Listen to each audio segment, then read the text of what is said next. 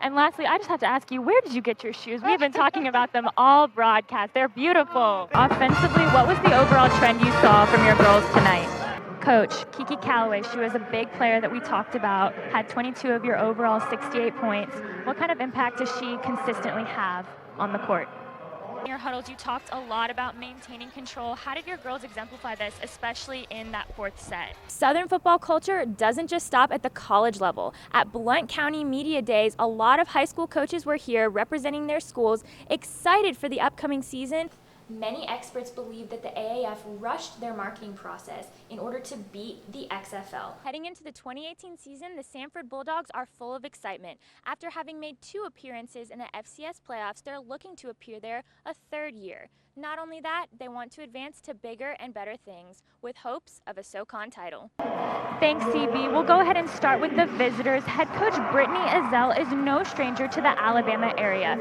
Looks like Bama has a hold on Saban for just a little longer. Athletic Director Greg Byrne announced today Saban's new agreement, an extension by 1 season, keeping him in charge of the Tide until February of 2026. The length isn't the news here, though. It's the salary. This deal increases his salary to $7.5 million this year, and it's set to increase by $400,000 annually. He'll also get a signing bonus of $800K for this season.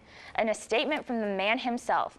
Our family is thrilled to agree to a contract extension with the University of Alabama that will keep us in Tuscaloosa for the rest of our coaching career. There'll be plenty of fans yelling "Roll Tide" Saturday, August 4th. The football team will hold its annual Fan Day. The team will have a 2-hour open practice, and afterwards, players and coaches will be available for autographs. Announced this morning, Alabama running back Damian Harris and defensive lineman Raquan Davis are named to the Walter Camp Watch List, an award for the best all-around player. Derrick Henry was the last Alabama player to win the Walter Camp Watch List award back in 2015.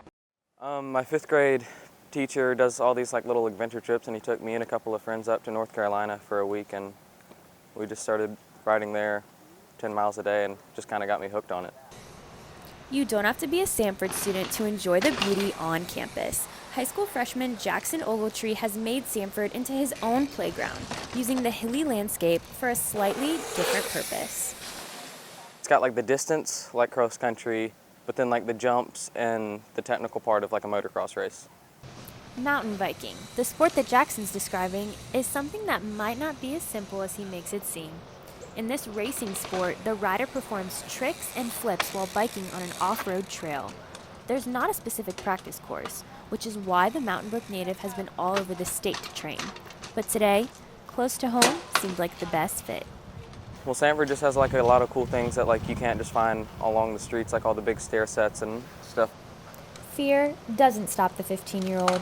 Mountain biking can be unpredictable, but every time he gets ready to ride, Jackson tells himself to just go for it. It was worth it in the long run because it'd just be a big hill and then a fun downhill at the end.